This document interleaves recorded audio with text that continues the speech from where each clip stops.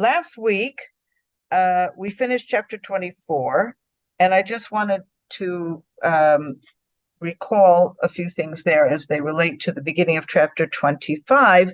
First of all, you recall that in chapter 24 we had that very unusual meeting of Saul and David, where it turns out Saul is in the same cave as David and his men. David and his men are further in. Saul's at the beginning, and David actually cuts off a piece of Saul's cloak, and later, but he refuses to harm him because he is an anointed king. And then we see later on that there's this very interesting conversation where David confronts Saul and makes him realize that he could easily have killed him and hurt him, and he did not.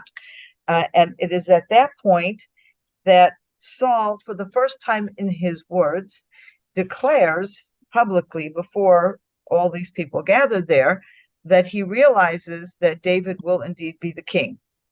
And he this whole connection, he seems to recognize, at least at this point, that David really never had anything against him. He was not trying to rebel against him. And there seems to have been rekindled here some kind of that old emotion that Saul felt for David, but it is very short-lived.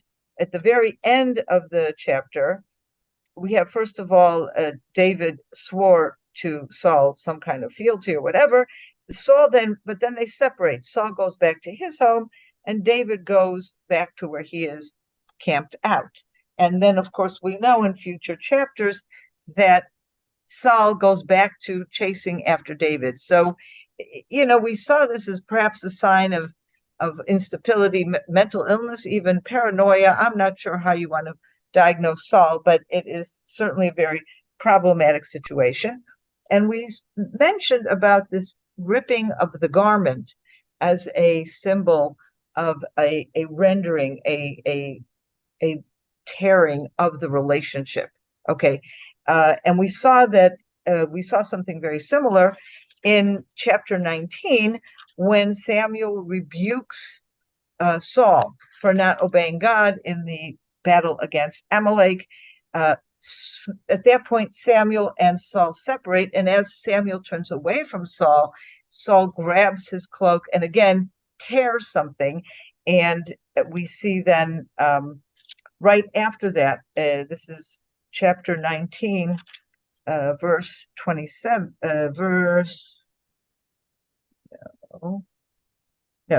not 19, in chapter 15. Okay, chapter 15, verse 27, we see that the cloak has been ripped, and then we learn that in verse 35, Samuel never again sees Saul till the day he dies. In other words, from then till the rest of his life, Samuel will not again see Saul. Okay, and what we have here at the beginning of 25 is the death of Samuel. So here we're at the end of Samuel's life, and it's just one verse. It has its own separate section.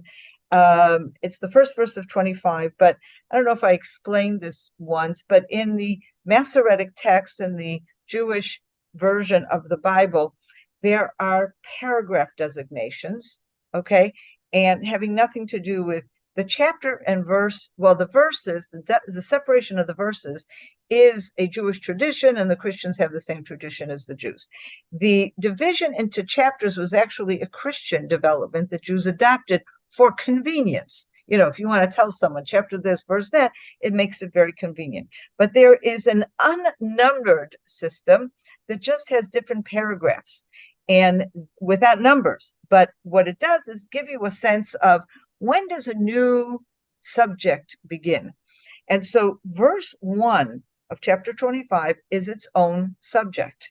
Okay, it's separated from chapter 24, but it's also separated from the story of the rest of chapter 25, which begins with the story of Nabal, Abigail, etc.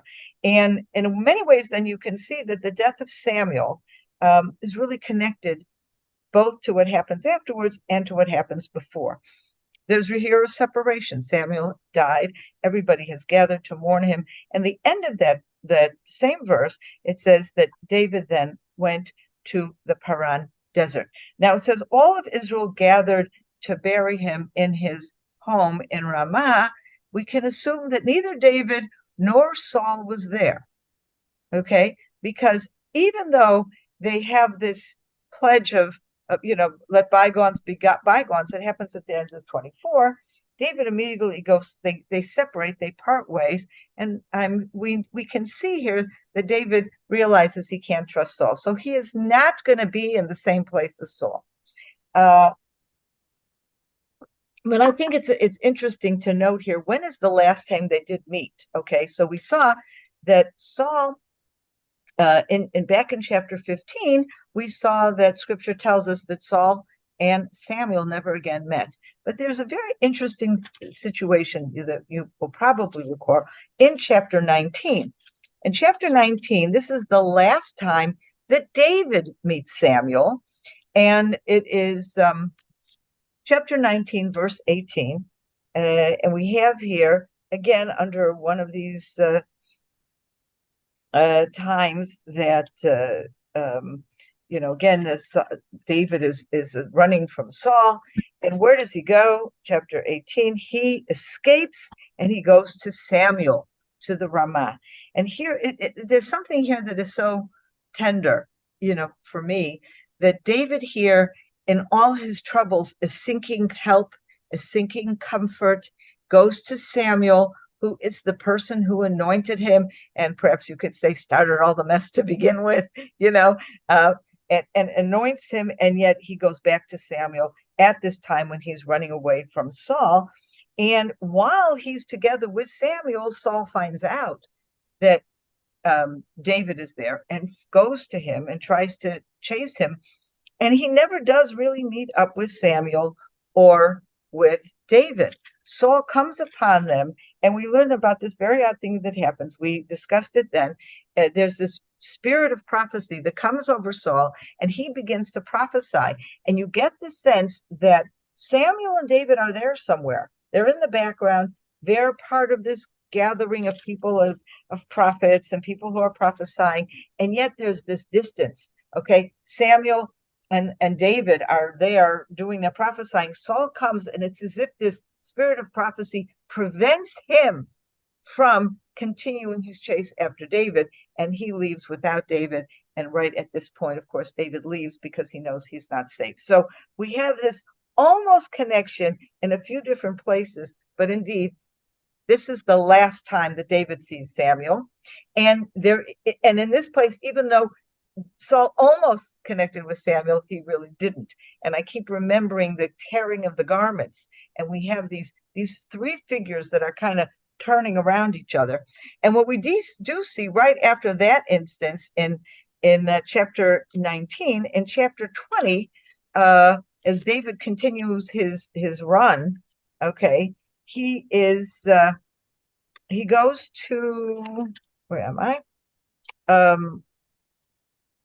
Okay, he goes to, okay, he leaves, he runs away at that point. And then shortly after that, he actually, in chapter 22, there is somebody else, another prophet, who helps him out, who gives him advice, and that is a new prophet, Gad. So we can see at this point that Samuel already is no longer serving as someone who can assist David, and we could argue that he is no longer in a leadership position already, because this whole conflict between David and Saul, Samuel is absolutely powerless to do anything about it. He can try to protect David, which he does, but there's really nothing he can do. So in a way, when we learn about Samuel's death in the beginning of chapter 25, indeed, it is the end of an era, but an era that has already ended. Because even though Samuel is still alive, we already see over the last few chapters, the last significant event that Samuel performed was the anointing of David. After that, he has a minor role, and as we saw, he does meet up with David, but that's it. And now he finally does leave the stage. And I do think that there's also a connection between that and what happens afterwards, but we'll get to that in a minute. Okay, so now let's go on to the next story, and we're introduced to somebody whose name is Nabal, and we are told he is from a town called Maon, but his business is in Carmel. Now, anybody who has gone to the Jewish communities today that are in the Hebron Hills south of Hebron will recognize these names also from modern day Israel. There is a Jewish community called Ma'on, and very close to it is a Jewish community called Carmel. Now, all of you know about the Carmel Mountains in Haifa, and no, that's not this. This is a different Carmel. This is a name of a town. Now, it's very interesting. There's also a relatively young Jewish community in the same area called Avigail, named for Abigail, and it is on a hilltop directly across from a hill where they have found archaeological remains that they believe to be the location of the original biblical Ma'on.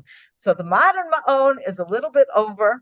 The original biblical Ma'on is in a place where nobody's living right now, and right across from it is a community called Abigail. So just, all of these places, I picture it so well, and I hope that one day you'll all be able to come to Israel and visit with me. We can drive around that area, and you can really feel the landscapes that David is. And where is this area? It's south of Hebron. Now, we know Hebron is the capital of Judea, if you will, and David is from the tribe of Judah. So this is all part of the tribe of Judah, and it's the area that connects the Judean hills with the Negev desert. Okay, as you move from Hebron southwest, you are moving from hills that start out being green and then get less green, and then you have less hills and you have desert. And that's the area where David is running around. Okay, so he's now encountering this person, and we learn that he's a big man, and it's very interesting. And the English translation says about Nabal that he is a wealthy man. The word excuse me, the word in Hebrew is gadol. Gadol is large or big. So it's definitely, it can be interpreted to refer to his wealth, which we learn here, how many sheep and goats he has. But I think the word gadol encompasses much more than wealth. I think it also encompasses a certain stature. He is an important man. He's not just wealthy, but he is large. He's important. He is influential. Okay, and we learn his name is Nabal. The name of his wife is Abigail, and his wife is. We learn here that she is described in beautiful, beautiful terms. The woman was intelligent and beautiful, but the man, a Calebite, was a hard man and an evildoer. So right there, we have this man and wife, Abigail and Nabal, and they couldn't be further apart in the way Scripture describes them, one in glowing positive terms and one very nasty terms. And we also learn that he is a Calebite. He is from the family of Caleb, which makes sense because Caleb, if you recall from the book of Joshua, was given Hebron. So, and this is just south of Hebron, so it makes a lot of sense that Caleb's descendants are in that area. Okay, now David is in the desert, and you'll recall he has 600 men with him, and these 600 men are not the finest, most upstanding citizens. It is the people, the riffraff of society, who have gathered around David. And don't forget, David needs an army because he has the king's men after him. He needs an army, and he needs to support that army. He needs to feed that army, and that's very difficult to do when at the same time you're being chased by the king. And so one of the things he's done is it's kind of like protection, I have to say, okay, which is not such a positive thing. But if you look at his circumstances, he probably had no other choice. He finds out that Nabal is grazing, is shearing his sheep. And so he sends 10 of his men, young men, to go to Carmel and to, first of all, greet him nicely and wish him, bless him, wish him peace, etc. And then he basically says, look, you should just know, while you've been shearing your sheep, I was here with my men, making sure nothing would happen to them. We were guarding for you. We were making sure, don't forget, and this is the same today, grazing sheep, you're in open wildernesses, and there's always a danger that other people are going to come and steal your sheep, and or that animals will come and attack your sheep. And so what David is saying is, we were there, and you will notice that nothing happened to your flock. Okay. And what is he saying? He's basically saying, give give me compensation for what I have done. So you might say, well, you know what? It's really not the way you do business. Usually the way you do business, and you go ask something, I can protect you. Will you hire me? And then you do a deal. Here, David already is doing the protection. He is, and then he's asking for a sum of money, but he's not threatening him really. He's just saying, it would behoove you to help us and give us, some sort of compensation. So they come to Nabal and they say all these things that David has suggested that they say. And here we are in verse 10. And Nabal responds to the servants of David. And he says, who is this David? And who is the son of Jesse? Okay. Which means he knows exactly who David is, because he knows he's the son of Jesse. Who is the David? Who is the son of Jesse? And then he goes on and he says, these days there are many servants who are challenging their servants, their masters. Okay, so what is he saying? He's saying, I know you, David, and you are running uprisings against the king. And I know exactly who you are, and I don't want. And so he's, in a way, he's providing a counter threat. Okay, if there's a subtle threat in what David is saying is, look what I've done, and give me compensation. Although David has not threatened, if you don't give me compensation, I'll kill you, which is what the mafia does. He has not threatened that. He basically said, I've done this for you already, and give us some compensation. Nabal immediately threatens him by saying, I know who you are. And I know that you're a troublemaker and you're rebelling against the king, and I'm going to turn you in. That's the implicit threat here. And he's basically saying, how dare you, this is in verse 11, I'm loosely translating, and look, I have bread and water and cooked goods that I have prepared for my those people who work for me, who are shearing the sheep. He's saying, why should I give it to people like you who I don't even know?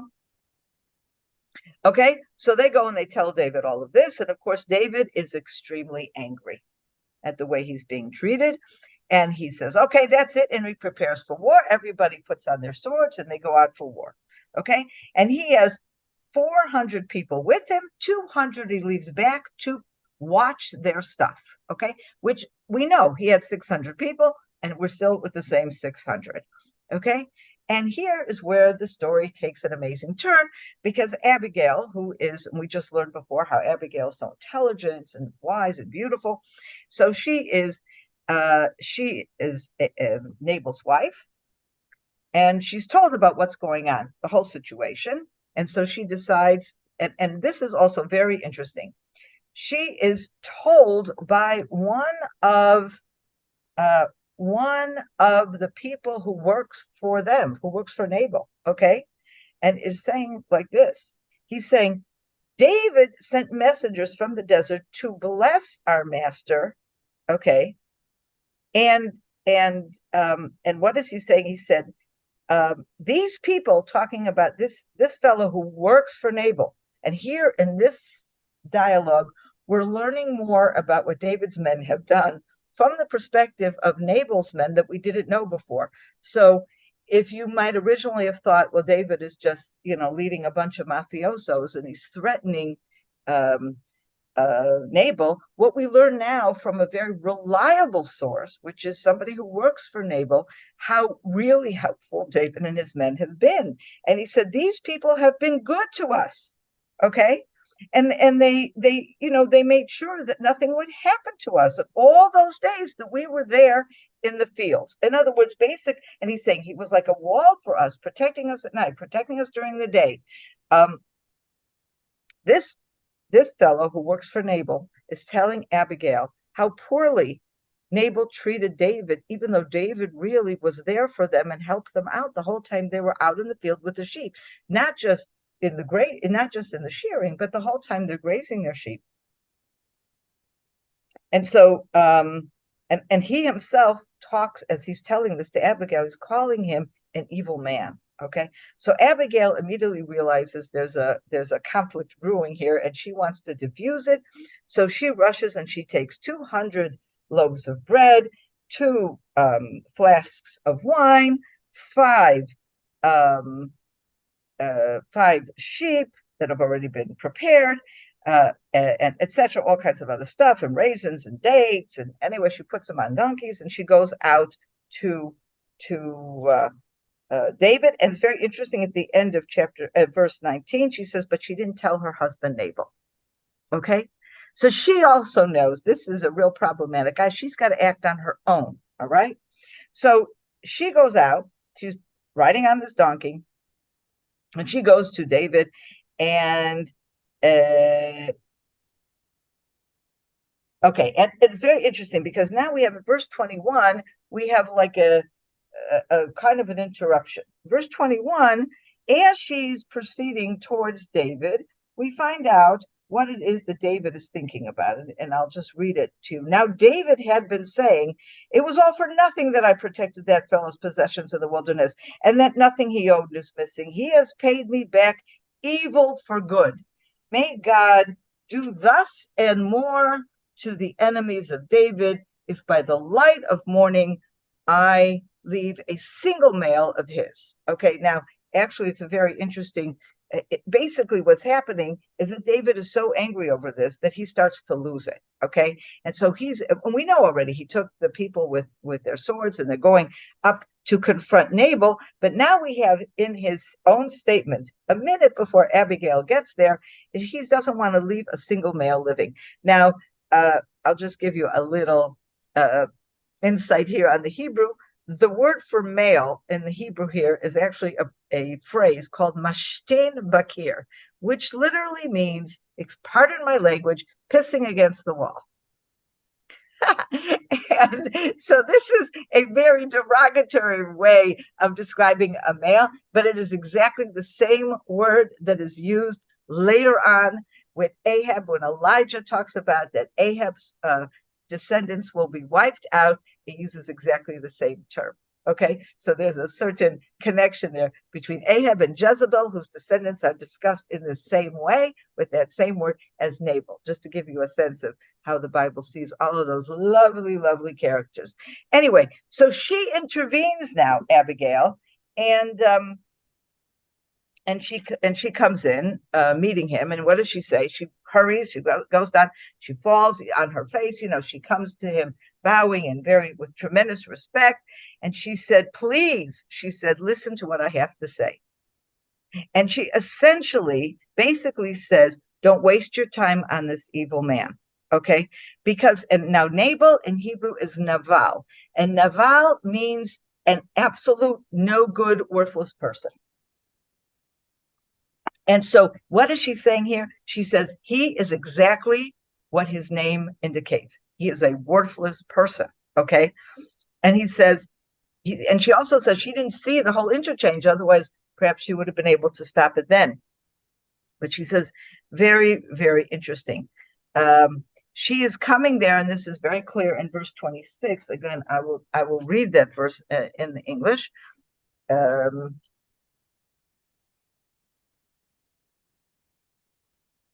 Here is, I swear, my Lord, as the Lord lives and as you live, the Lord who has kept you from seeking redress by blood with your own hands, let your enemies and all who would harm my Lord fare like Nabal.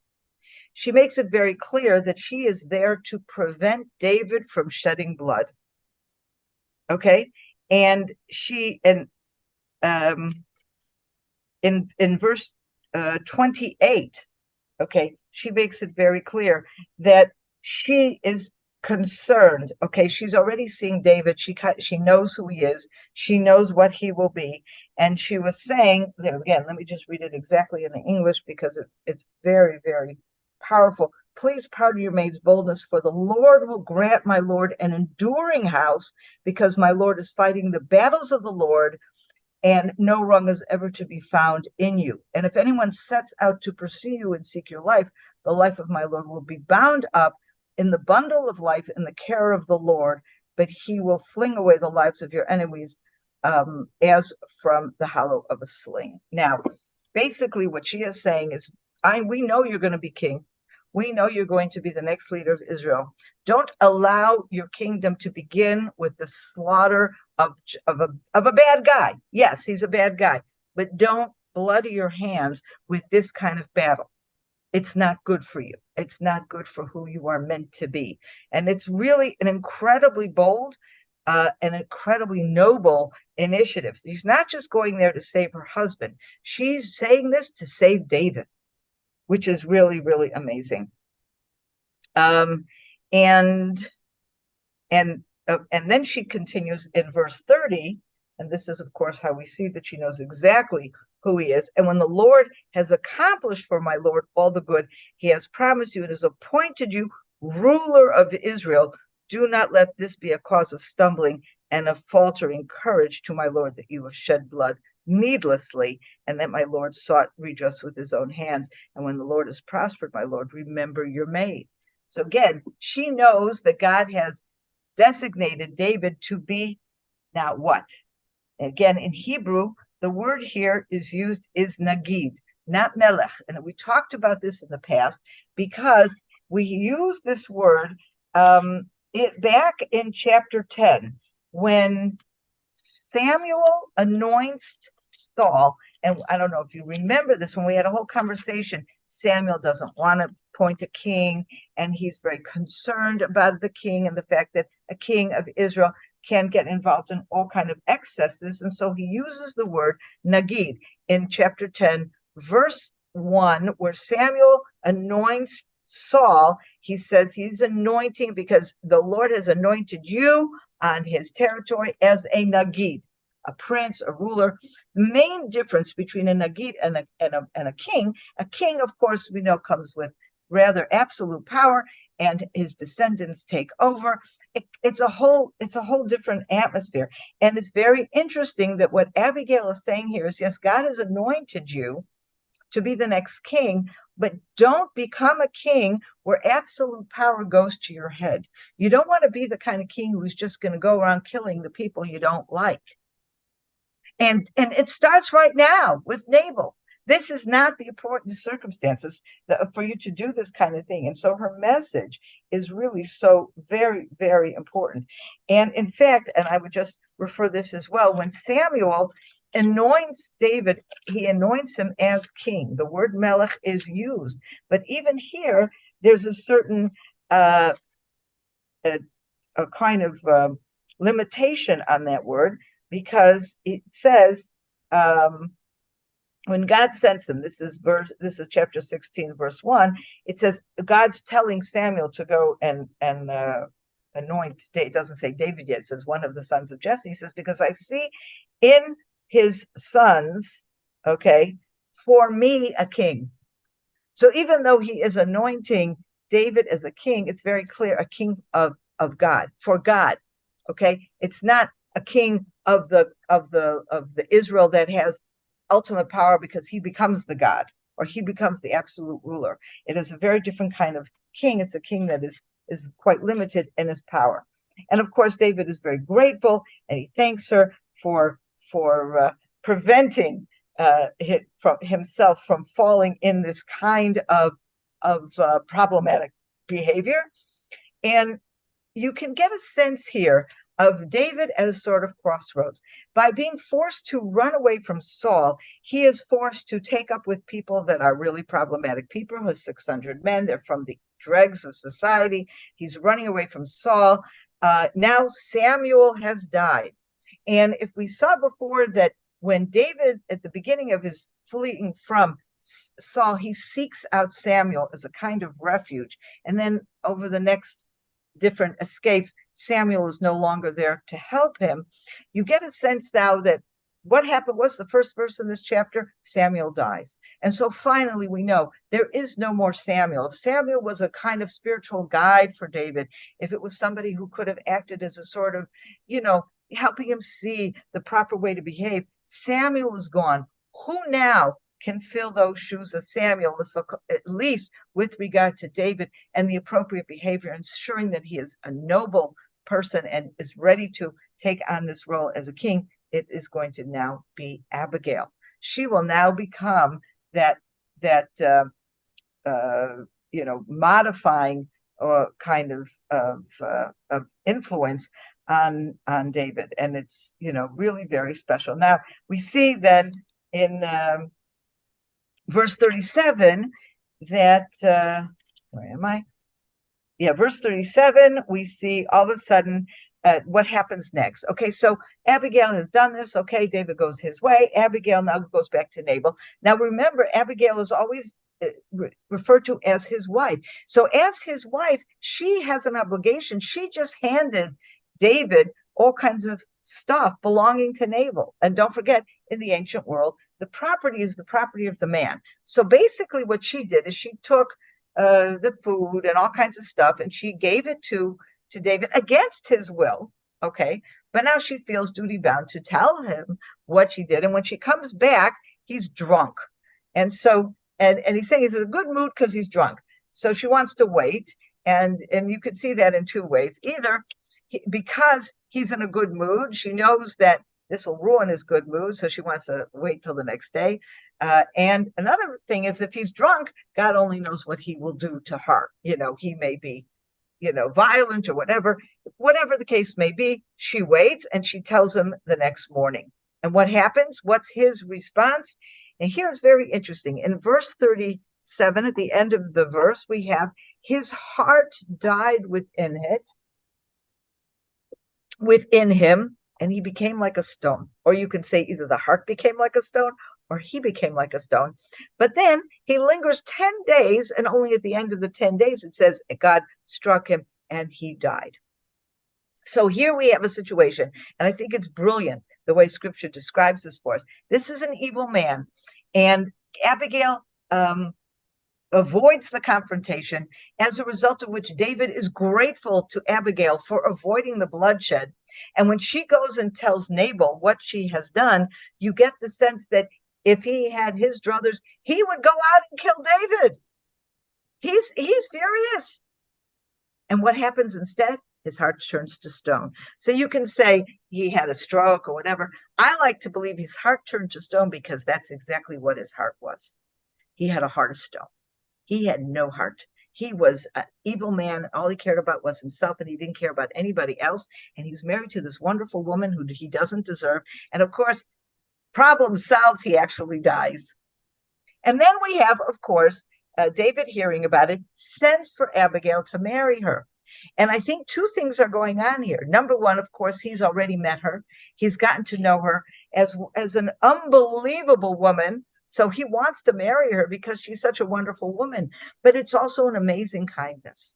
A woman like this, whose husband has died, she lives in the wilderness. He's got sheep, he's got all this people, whatever. She has no protection.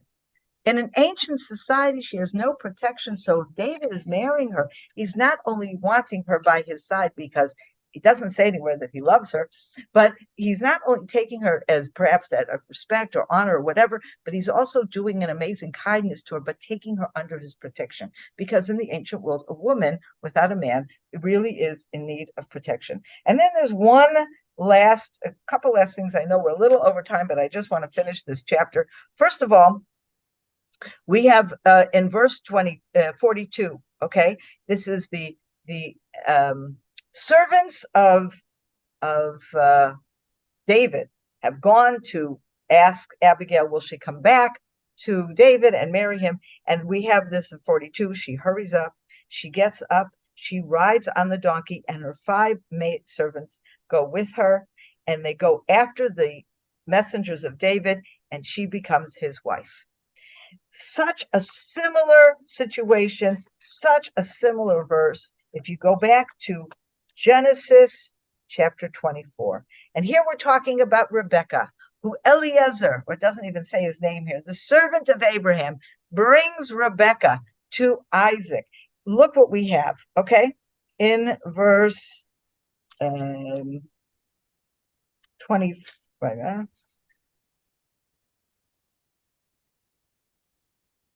are we? No, I wrote the wrong verse down. Yes, verse 24, excuse me, chapter 24. 59. Starts with 61. Look at 61. Rebecca got up with her maidservants and she rode on camels. Abigail's on a donkey. She's on camels. Okay. And they go after the man. And here with Abigail it says, and she follows after the messengers of David. Here, Rebecca's following after the man, the Abraham's servant. Okay. And then we have afterwards, in the end, the last verse, verse 67, and he took Rebecca and she was for him a wife. And in the Hebrew, it's almost the exact words that I have chosen here, almost the exact words in the same order. In Genesis, the story of Rebecca, and in Samuel, the story of Abigail. There's only one difference in the story of Rebecca. First of all, one difference is one's on camels and one's on donkeys, but I don't think that's relevant. The other difference, and what is, I think, a relevant difference in the case of Isaac and Rebecca, we say, and he loved her. Isaac took her for a wife and he loved her. And it never says that David loved Abigail. And then almost as an afterthought, right after that, instead of saying, and he loved her, what do we learn? The last verse, that David had already taken, and the word there is past perfect, not afterwards, had already taken Achinoam from Israel from Jezreel as a wife. So at the point at which he married Abigail, he was already married to Achinoam, and then it says both of them were wives to him. Now, I will remind you that he was already married to Michal, Saul's daughter. And if you look at how chapter 26 begins, we are reminded that Saul had given Michal to David. Okay, so these three verses, the end of 25, the beginning of 26, we see David has three wives. And next week we're going to learn about what happens in 26 with Michal. That's a whole separate story. But I think whereas Isaac loves Rebecca, I think David admires Abigail, wants her as a wife, and takes her in addition to his other wife and treats them both equally as his wives. He loves neither of them. He's loyal to them. He admires them. He treats them well. But we do not have a love story here. Okay. And I think it's interesting. I think this is part of what will also help us understand what happens next week chapter when we start discussing Michal. Anyway, that's it for today. Any comments or questions? Happy to hear. No, just thinking it's interesting that David we don't know that he loved any of the women. He says about Jonathan, but exactly. All his women may have loved him or whatever, but he doesn't reciprocate. Absolutely. Absolutely. He really doesn't. And I don't think you can fault David for his behavior, but he doesn't love them. He really doesn't. And even when we discussed Jonathan, we saw that Jonathan loved David way before David loved Jonathan. It was an uneven relationship. And it's clear that Michal loved David. So what's that say about David? David was something special, okay? It's interesting. And I think a question that we can ask ourselves is, David, David here is clearly was presented as someone that all these people admire, look up to, love. Does it go to his head? And I think for the most part, it doesn't. Okay. And that's one of the things that's so amazing about David. He retains his humanity. And I think something about what Abigail said to him about not being a king, but being a Nagid. Okay. I think kind of is very appropriate, as I think there is one situation later on where he really does lose it, and that's in the case with Bathsheba, which is way later. Okay. But at this stage, I think you see David as a very noble, very honorable, very God-fearing man. I think it's interesting that the English translation doesn't say anything about Naval's heart turning to stone. It just says his courage died within him. So Well, later, yeah. 10 days later, when he dies, it doesn't connect that to the heart attack or to the heart of stone. It's just like, oh, he died of fear or something else, It's Well, let just me see what my English says. 1 second. Verse 37. Right. Here it is.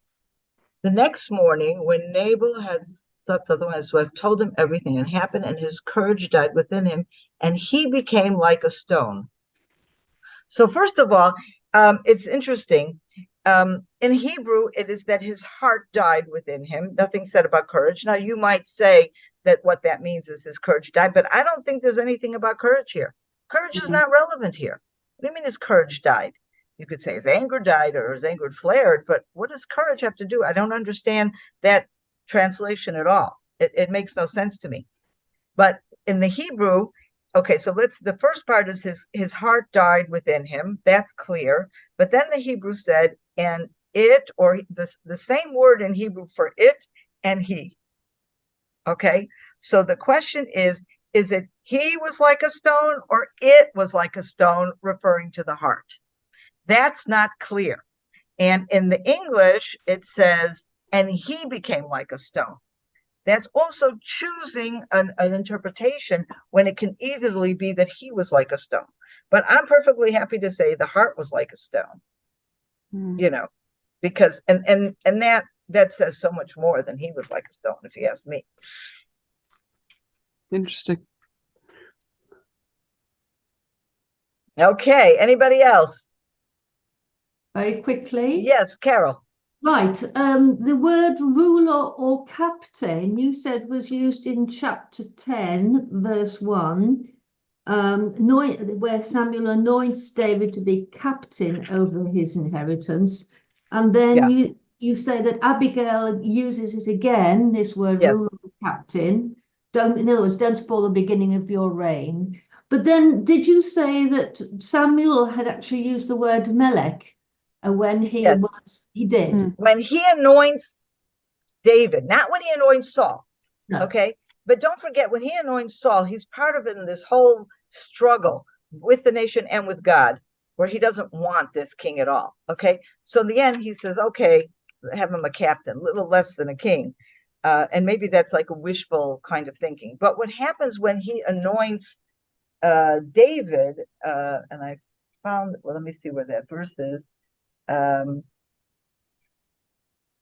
Wait, I wrote it down. 16. Chapter 16, verse 1.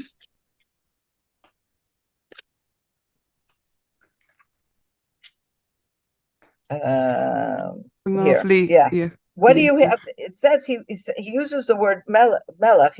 Where God is speaking to Samuel and telling him to anoint one of the sons of Jesse, and it says, because I saw in his sons a king for me. And so even though he uses the word king, by saying a king for me, in my opinion, what he's saying is that not a king with absolute power who does whatever he wants, but a king who is subservient to God. And that's a whole different kind of king. And here he uses the word melech. Yes. This is king, melech, yes. In that, yeah. In chapter 16, verse 1, yes, it is melech. Okay. But you have this constant tension between what kind of king these people are going to be. And we see that Saul lost it. Samuel wanted him to be a Nagid, he lost it. Okay. In so many different ways, but certainly in the way he's chasing after David, he's totally lost it. And Abigail is coming to David and preventing him from losing it in a way as well. I just wonder if Saul lost it as a result. I mean, he the last thing he wanted was to be king. Could it be sort of nervous breakdown, and then after that came all sorts of, sort of things which affected. But we see that before David is even introduced to Saul, we learn that Saul has this evil spirit that comes upon him, and we don't really know what that is. But it could be some type of spiritual / psychological illness certainly involves paranoia. Yeah. And I think that's part of what's going on. I mean, initially David is wonderful. David plays the harp and whatever instrument it is, and calms Saul when he's in these evil moods. And at some point, though, David becomes the focus of those evil moods, where his paranoia just gets the best of him, and he's convinced that David wants to kill him, take over his reign, which is just not the case at all. Anyway, Saul is an interesting and tragic figure, as we will continue to see as we move along. All right, it was great to see all of you, and have a wonderful, wonderful Christmas. All of you, whoever celebrates it, holidays, enjoy everything. And we will meet again next Wednesday, same time, same place.